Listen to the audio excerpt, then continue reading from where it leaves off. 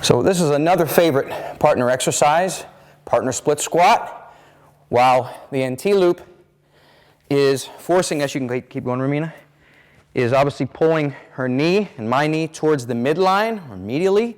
So we have to use a little extra glute to keep that knee over the middle of the foot, get a little extra glute work while we do the split squat. Now the beauty of this is you can have people of mixed strengths here, so Romina's working body weight, although she's perfectly strong enough to do what I'm doing over here, while I'm using some external load. And then obviously we would switch legs and do it on the other side. Now, here's how you would set this up to make sure that nobody's pulling anybody off their feet. It's pretty simple. What we would do is we would start it low.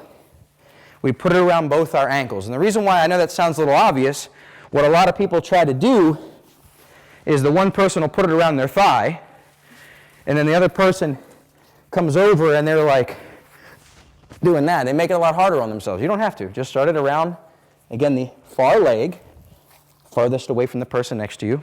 Put it there. Move it up together. It goes just above your knee. Now what I'm going to do is I'm going to move out. So one person will just stay where they are, and we'll move out.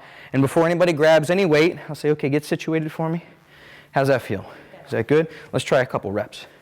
Good. Alignment's good. Does that feel all right? Then I'll ask, you know, it's a little light to me. Can I get a little further? She might go, maybe, let's try it. And I might get a little further, and I'll go, see how does that feel? It's good. And you find that sweet spot, and then you grab the weights that you're going to use according to your strength. And then, of course, it's very easy to switch.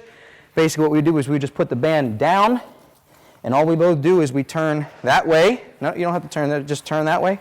And then we go to the other leg. So now we would just do it facing the other direction. Pretty simple. All the form cues that are standard for a split squat would apply. Just in case you're not familiar with what I mean by that, feet are going to be about hip width apart. You want to keep both knees in line with the feet, about second toe, knee. And you can play with your torso position. If I lean slightly more forward, it's okay, that's going to bring in a little more glute. If I keep the torso stacked, shoulders stacked over my hips, and keep a little bit more of this 90-90 position, it's going to be a little bit more quadricep. So that really depends on torso position, irrelevant to whether you're using the NT loop or not, is going to depend on how much quad involvement that you're trying to get. The beauty of the NT loop, pulling the knee inwards, is some people can't really figure out where their knee should be, and a lot of times their knee drops in as they do split squats. So by pulling them into that, it forces the musculature that you're trying to get to increase some activation in to get what you want out of it, maintain that knee alignment while you're doing the split squat. Plus, it gets a little bit more muscle involvement, and it's very comfortable.